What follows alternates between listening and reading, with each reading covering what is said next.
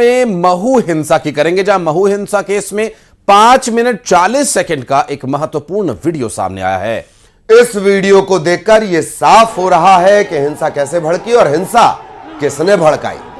दरअसल मस्जिद से लोगों की एक टोली बाहर आई, आखिर किसके इशारे पर आई यह अभी तक स्पष्ट नहीं हुआ और देखते ही देखते सड़क पर संग्राम शुरू हो गया। पूरा वीडियो देखकर हिंसा की ये पिक्चर क्लियर होती नजर आ रही है। 5 मिनट 40 सेकंड साजिश का एक और वीडियो। और ये पूरा घटनाक्रम आपको याद होगा कि जब भारत और न्यूजीलैंड के बीच हुए चैंपियंस ट्रॉफी के फाइनल मुकाबले में भारत की जीत के बाद लोग जश्न मनाने के लिए सड़कों पर निकले थे, तो इंदौर के महू में जो जुलूस निकाला जा रहा था, उस जुलूस पर दरअसल पहले पत्थरबाजी, फिर पेट्रोल बम से हमला, गाड़ियों में आग, घरों में पत्थरबाजी, तोड़फोड़, और यहाँ वो सब कुछ रिकॉर्ड हुआ एक कैमरे में। किसी ने अपने मोबाइल से ये वीडियो रिकॉर्ड किया और ये वीडियो काफी कुछ बयां करता हुआ दिख रहा है। इधर छतरपुर में टीआई खुदकुशी केस में एक और नया मोड़ आ गया है। दरअसल टीआई की कथित प्रेमिका की मां सामने आई है और टीआई से बेटी के प्रेम संबंधों से इनकार किया है प्रेमिका की मां ने। और इस इनकार के बाद पुलिस की जो ब्लैकमेलिंग की थ्योरी है उस पर सवाल खड़े हो रहे हैं। सवाल कौन उठा रहा है? जो कथित प्रेमिका है, उनकी मां। दरअसल पुलिस पर बेटी को फंसाने का आरोप लगाया जा रहा है उस महिला के द्वारा। इसका कहना है कि उसकी बेटी का ऐसा कुछ लेना देना नहीं है। और रायसेन में नकल रोकने के लिए छात्रा के साथ अभद्र व्यवहार किए जाने का एक हैराननाक मामला सामने आया। पेपर के दौरान टीचर ने चेकिंग के नाम पर छात्रा के कपड़े उतरवाए। 10वीं की यह छात्रा पर्ची के शक में कपड़े उतरवा दिए गए।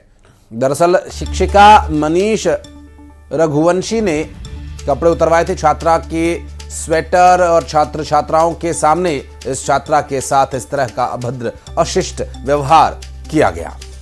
उदयपुरा सीएम राइस परीक्षा केंद्र का यह पूरा मामला है और उसका अब एक सीसीटीवी फुटेज भी सामने आया है। और घबरा कर किसी तरह से छात्रा बाहर निकली और घबराहट में उसका संतुलन बिगड़ा, गिरकर उसको चोट भी आई है। और निश्चित ही वीडियो देख के ऐसा लगता है कि इसकी जांच करा के और जो संबंधित टीचर है उसके खिलाफ कठोर से कठोर कार्रवाई की जाएगी। यदि ये घटना सही पाई जाती है तो तत्काल प्रभाव से उसे निलंबित किया जाएगा। 13 तारीख को मैं अपनी टीम गठित करके भेज रहा हूँ, क्योंकि 13 तारीख को पेपर है 10वीं का, तो उस समय उस कक्ष के बच्चे भी मिल जाएंगे, तो उनसे बच्चों से भी स्टेटमेंट ले लिया जाएगा। खबर ग्वालियर से, जहां बदमाशों के हौसले बुलंद हैं। और किस कदर बुलंद है ये बताते हैं इस खबर में। यहां कारों में तोड़फोड़ करने का एक वीडियो वायरल हो रहा है, वो वीडियो आपकी स्क्रीन पर आप देख सकते हैं। 2 बदमाश घरों के बाहर खड़ी कारों को तोड़ रहे हैं। ये वीडियो ग्वालियर थाना इलाके के तानसेन नगर का बताया जा रहा है। दरअसल पुलिस ने वीडियो की जांच के निर्देश भी दिए हैं और निर्देश दिए जाने के बाद अब इस पूरे मामले में जांच के बाद क्या तथ्य सामने आते हैं देखने का विषय होगा। और पाकिस्तान में जाफर एक्सप्रेस हाईजैक मामले में पाकिस्तानी सेना ने एक बड़ा ऐलान किया है। पाकिस्तानी सेना का दावा यह कि BLA के खिलाफ यह ऑपरेशन खत्म हो चुका है। दरअसल पाकिस्तानी सेना ट्रेन हाईजैकिंग में शामिल सभी 33 बलोच विद्रोहियों को मार गिराए जाने का दावा कर रही है।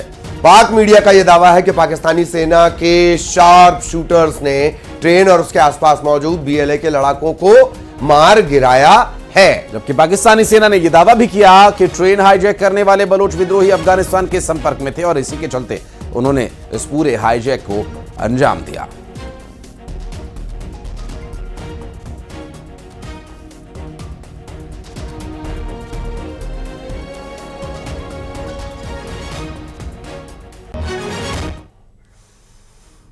इधर छत्तीसगढ़ सेक्स सीडी कांड में अब एक नया मोड़ आ गया है। दरअसल सीबीआई ने रिवीजन याचिका फाइल की और कोर्ट ने भूपेश बघेल को इस मामले में बरी कर दिया था। अब सीबीआई ने जिला अदालत में एक रिवीजन पिटीशन फाइल की है। जिला न्यायालय ने मामले को सीबीआई की विशेष कोर्ट में भेजा है। 4 अप्रैल को अब इस पूरे मामले की सुनवाई की जाएगी और देखना होगा कि जो राहत मिली थी भूपेश बघेल को, क्या वो एक बार फिर आफत में बदल सकती है। रिवीजन पिटीशन के संदर्भ में सुनवाई के बाद स्थिति और स्पष्ट हो सकेगी।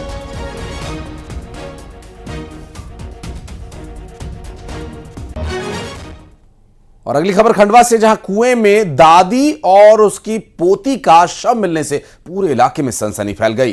कुएं में डूबने से दादी और पोती की जान चली गई। 75 साल की दादी और 8 साल की पोती की मौत हो गई। इस पूरे मामले की जांच में फिलहाल पुलिस जुटी हुई है। मूंदी थाना इलाके के काकरिया गांव की यह पूरी घटना बताई जा रही। खंडवा से ये पूरा घटनाक्रम सामने आया, जहां दादी और पोती की मौत कैसे हुई, कैसे कुएं में दोनों की लाश मिली, ये जो पूरा विषय है ये जांच का है। बहरहाल देखना होगा क्या कुछ जांच में तथ्य सामने आते हैं। इधर भोपाल में हो गया है भीषण सड़क हादसा। हादसे में 2 युवकों की जान भी चली गई। दरअसल अयोध्या बाईपास पर बाइक और एक कार के बीच टक्कर हुई और हादसे में बाइक सवार 2 युवकों की जान चली गई। इस पूरी दुर्घटना के बाद गुस्साए लोगों ने जमकर सड़क पर हंगामा भी किया।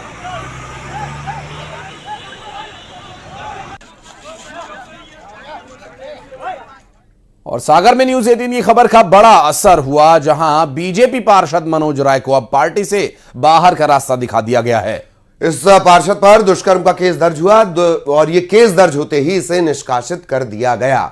और इस खबर को न्यूज 18 ने प्रमुखता से दिखाया था जब महिला बीजेपी नेता के द्वारा इस व्यक्ति पर दुष्कर्म करने का आरोप लगाया गया था। और इतना ही नहीं, SC/ST एक्ट सहित कई धाराओं में इस पर केस दर्ज हुआ। हालांकि अभी भी जो आरोपी पार्षद है वो कानून के लंबे हाथों से दूर है। कई टीम बना दी गई हैं।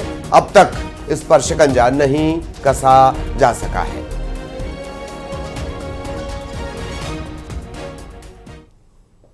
और अब आपको दिखाते हैं कांग्रेस के विधायक का निराला अंदाज। श्योपुर में कांग्रेस विधायक बाबूलाल जंडेल मदारी बन गए। तो अलग अलग स्वांग रचते हुए आपने देखा है, कभी गले में सांप लपेट लेते हैं, कभी कबूतर बिठा लेते हैं और अब मदारी बन गए हैं। कांग्रेस विधायक ने बंदर को कंधे पर बिठाया हुआ है। हालांकि कुछ देर तक बंदर माननीय के कंधे पर चढ़कर बैठा रहा, उनके सिर पर बैठा, फिर काफी देर तक ये सिलसिला चलता रहा। और ये नजारा उस वक्त का है जब खाटू श्याम की पैदल यात्रा निकाली जा रही थी। इससे पहले कबूतर कंधे पर बिठा चुके हैं, डांस करते नजर आ चुके हैं, गले में सांप डाल चुके हैं। सोशल मीडिया पर जंडेल इसी तरह से लगातार वायरल होते रहते हैं। बंदर भी उठकर चला गया, बताइए।